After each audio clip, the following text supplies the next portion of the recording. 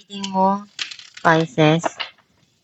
Welcome back to our channel. Naway nasa mabuti kayong kalagayan while watching the channel.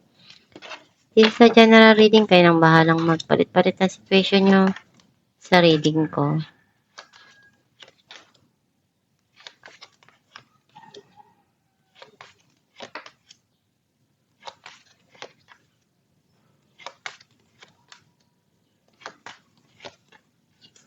At the bottom of the deck, Wheel of Fortune. I feel like yung nare-receive ko na energy dito, andun yung may mga natapos na cycle at may bagong darating na cycle dito sa buhay mo. Either magkakaroon ng harmony dun sa situation na yun na dumarating or mga nangyari sa buhay mo sa nakaraan. Ang mensahe ng card mo, nakita ko yung taong gustong makipag-usap sa iyo and gusto niyang linawin yung mga nangyari dun sa sitwasyon na yun sa inyong dalawa, between you and this person. Gusto niyang magkaroon ng clarity doon. Some of you, pwedeng ikaw to na gusto mong ipaliwanag yung mga nangyari at iniisip mo. May gumugulo sa isipan mo. May nagpapalungkot para sa'yo. And hindi mo yun makalimutan.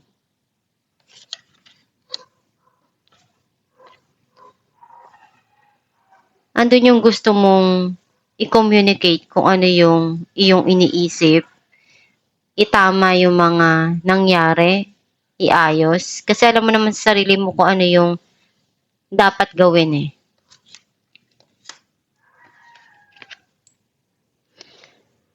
Andun yung long-term na emotional happiness na darating para sa'yo, na magiging masaya ka dun sa mga taong nagmamahal sa'yo at sa mga ginagawa mo.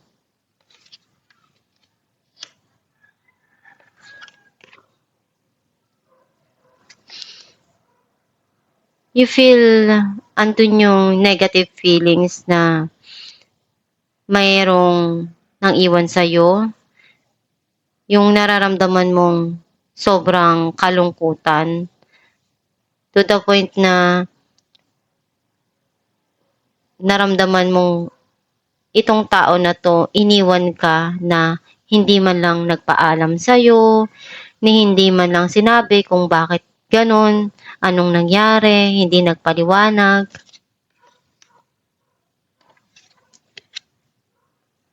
Meron ditong darating na pag-uusap around the family.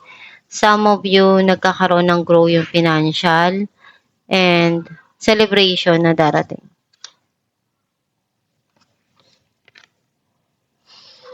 May blessing na darating, pwedeng regalo or ibibigay sa'yo. Some of you, ikaw yung magbibigay or may minamanifest ka dito na blessing.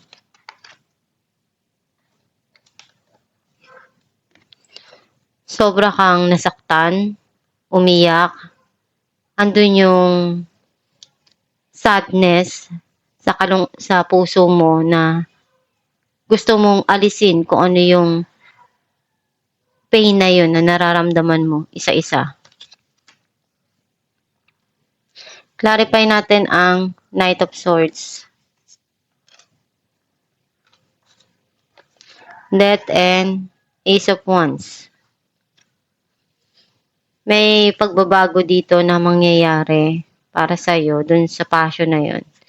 And magkakaroon ng pagsisimula dun at magkakaroon ng linaw yung mga sitwasyon. And meron ka ditong magiging maganda yung pag-uusap.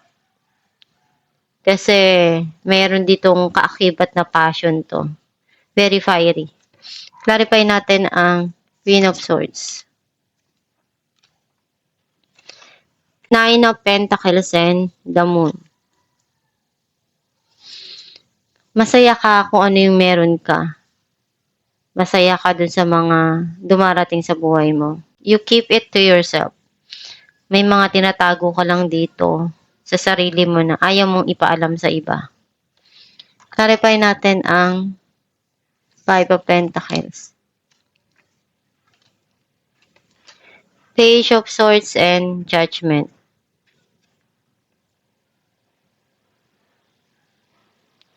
Merong darating na judgment dito na talagang para sa'yo. Matagal mo nang hinihintay. And you're removing some people in your life na nagpalungkot sa'yo. Some of you, yung judgment na to, decision para sa'yo kung kakausapin mo yung tao o hindi. Clarify natin ang Ace of Pentacles. Knight of Swords and the Chariot. Communication na parating. Pwedeng blessing para sa'yo yun. Clarify natin ang Nine of Swords. Some of you may darating na blessing dito na talagang para sa'yo gustong-gusto mo. At the same time, meron din ditong clarity dun sa situation na minamanifest mo. Page of Pentacles and Temperance. May mga hakbang ka nang gagawin dito. Kailangan mo lang na ibalanse lahat yung mga dumarating sa'yo para hindi ka mapagod. Kasi andun pa yung nalulungkot ka pa rin dun sa mga nangyari. Na-stress ka, nadidepress ka. Clarify natin ang Ten of Cups. And nakikita ko naman na ginagabayan ka sa mga ginagawa mo. Basta magdasal ka lang palagi. Knight of Wands and Ace of Swords. Very passionate. And also, meron ditong mga inaaral mo. Meron kang pinagkakabisihan dito at inaalam mo kung paano mo makukuha yung kasiyahan na gusto mo. Some of you, darating din yung long-term na emotional happiness para sa'yo and magkakaroon ng linaw lahat. Clarify natin ang Ten of Pentacles. Ten of Pentacles and Queen of Pentacles. Nandun yung long-term na financial stability, nagkakaroon ng grow yung iyong pera, also andun din yung long-term na relasyon na stable, naghihil na yung mga nangyari sa buhay mo, and nagkakaroon ng pag-uusap around sa family, nagkakaunawaan, at the same time, may mga iniisip ka dito na mag-invest uli ng efforts or magsumikap at i-invest kung ano yung tama dun sa sitwasyon. Clarify natin ang Three of Swords.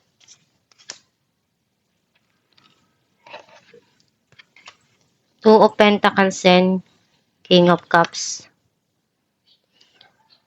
This person, pinag-iisipan niyang bumalik pero urong-sulong siya kasi sobrang nasasaktan pa siya. Hindi pa siya makapag-desisyon.